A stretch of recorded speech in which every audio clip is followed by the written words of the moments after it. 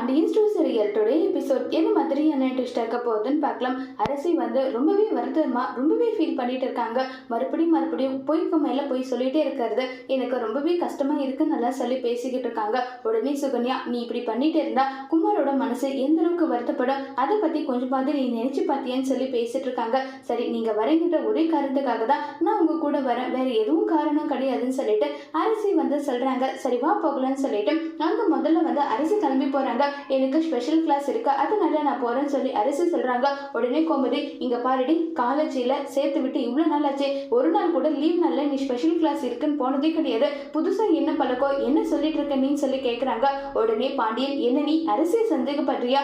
அவ என் பொண்ணு, எப்பவுமே ஒரு தப்பெல்லாம் அவ பண்ண மாட்டா, நீ போயிட்டு வாமா, உனக்கு செலவுக்கு ஏதாவது காசு வேணுமா, இந்த தரேன்னு சொல்லிட்டு பாண்டியன் அரசிக்கு பணம் கொடுக்குறாங்க. உடனே கோமதி கோபப்படுறாங்க. பசங்களுக்கு ஏதாவது ₹1 கொடுத்தா அதுக்கு 1008 பேச்சு 1008 கணக்கு கேட்பீங்க, ஆனா இவளுக்கு மட்டும் தூக்கி கொடுத்துட்டு இருக்கீங்கன்னு சொல்லிட்டு அரசியை ரொம்பவே கோபமா திட்டிட்டு இருக்காங்க.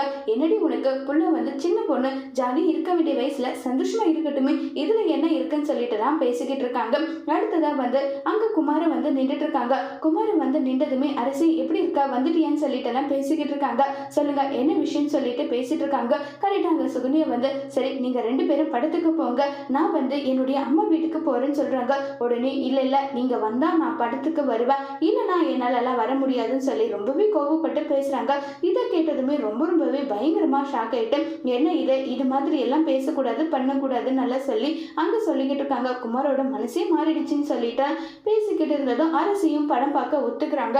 இப்ப இந்த பக்கம் சுகன்யா வீட்டுக்கு வராங்க. ஆமா, இங்க என்னடி பண்ணிட்டு இருக்கன்னு சொல்லிட்டு பேசிட்டு இருக்காங்க. உங்க மச்சினனை உதவாத ஒருத்தனை கல்யாணம் பண்ணி வச்சுட்டு நான் எப்படி எல்லாம் கஷ்டப்பட்டுட்டு இருக்கேன் தெரியுமா நல்லா சொல்லி ரொம்பவே வருத்தமாவும் ஃபீல் பண்ணியும் பேசிட்டு இருக்காங்க.